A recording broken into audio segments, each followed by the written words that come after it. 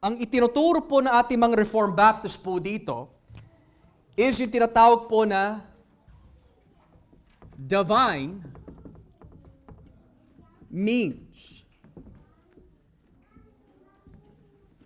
Divine means. At ano po ang ibig sabihin po nun? Dahil meron na po mga pinili ang Diyos, ano po ang kanyang paraan para yung mga pinili ho dito ay one day papasok sa kanyang presensya.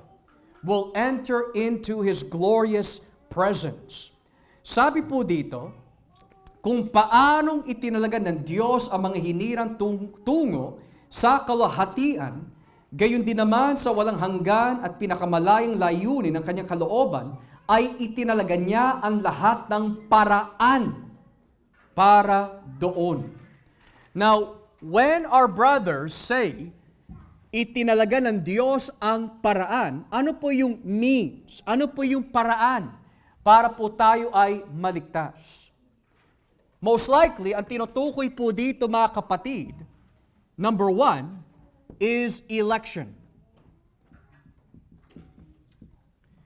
Number 2, ayon po sa confession, called. Number 3, we see justification. And number 4, ang tawag po dito is glorification.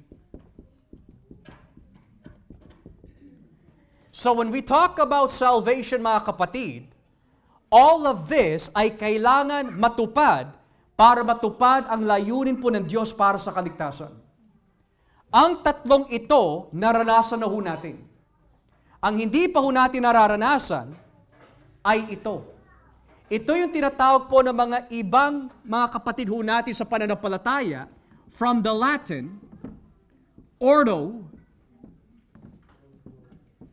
salutis. At ano po ang ibig sabihin ng ordo salutis?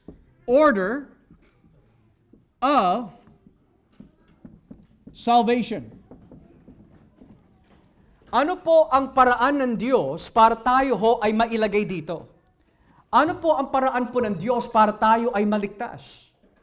Yes, we say, kailangan mamatay si Kristo. Absolutely.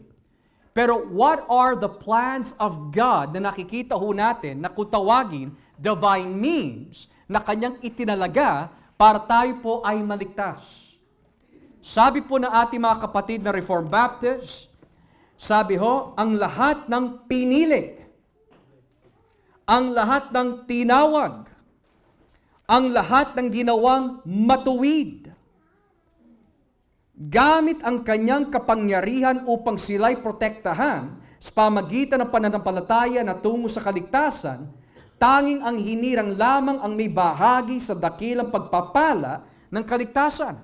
So ngayon mapapaisip ka, bakit nila nasabi yung word divine means? Bakit po nila sinabi with the Latin phrase by many theologians, ordo salutis? Saan nila nakita yung gaytong klaseng katuruan?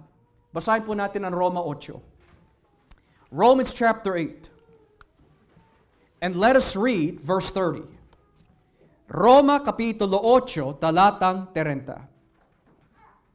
Romans 8 verse 30. Sabi po ng Biblia, kaya nga, ang mga taong pinili ng Diyos noong una pa ay tinawag para maging kanyang mga anak. At ang mga tinawag ay itinuring niyang matuwid. At ang itinuring niyang matuwid ay binigyan niya ng karangalan. In English, and those He predestined, He also called. And those He called, He also justified. Those He justified, He also glorified. So bakit po tinawag ng ating mga Reformed Baptist friends, yung salitang divine means, is because in Scripture, ito yung order of our salvation.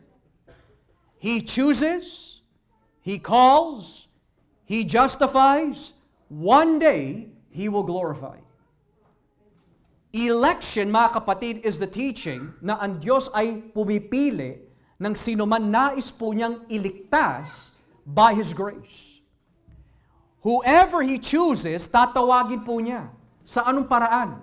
Through the gospel. When the gospel is preached, ang mga pinili ng Diyos na makakarinig po nito, ang sila lang tatanggap sa Ebanghelyo. At yung mga tumanggap ng Ebanghelyo, ituturing po sila ng Diyos justified, matuwid. And in this very period, from here on out, ito yung tinutukoy po natin, present state.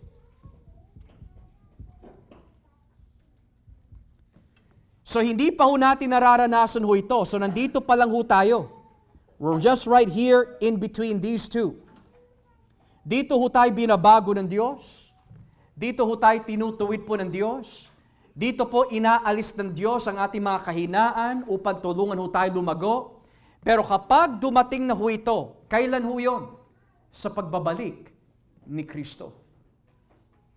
So in short, God did not only ordain yung pagkapako ni Kristo sa krus, He did not ordain only yung pagpili niya ho sa atin, maging ang lahat ng paraan ay itinalaga ng Diyos para tayo ay maligtas.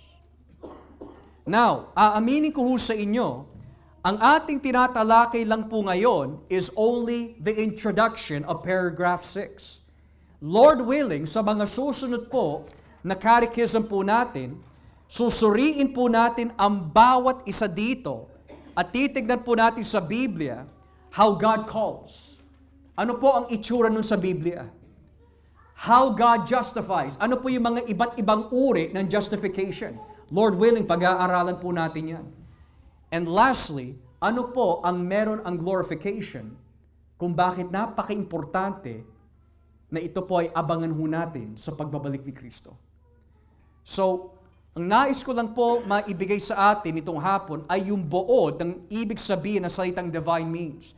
Kasi in Romans 8:30, na kung tawagin po nila order of salvation, in English, ito po yung tinatawag po nila, the golden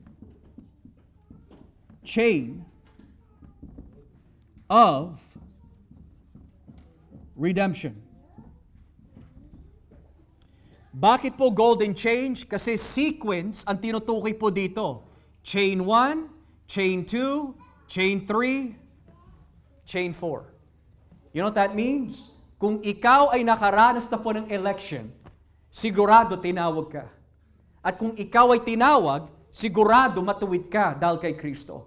At kung ikaw ay itinuring matuwid, balang araw, you will be glorified in the presence of Christ.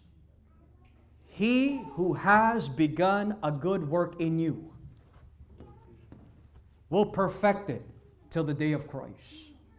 Kaya mga kapatid, nawa po sa ating maikling pag-aaral of yung tinatawag na order of salvation, yung mga binabanggit po dito na ating mga kapatid is in fact rooted in the Word of God. And I am excited na makita ho natin kung paano ho tawagin ng Diyos ang kanyang mga pinili in light of the Bible. Does anyone have any questions this afternoon sa ating pag-aaral? Brother Joel. Chosen. Pinili. Pinili. Pinili po yan. Yeah. Anyone else have any other questions this afternoon? Okay. Well, kung wala na ho tayong katanungan mga kapatid, if you have been chosen by Christ, ito na lang ho ang hinihintay natin. That is our blessed assurance. As we pray,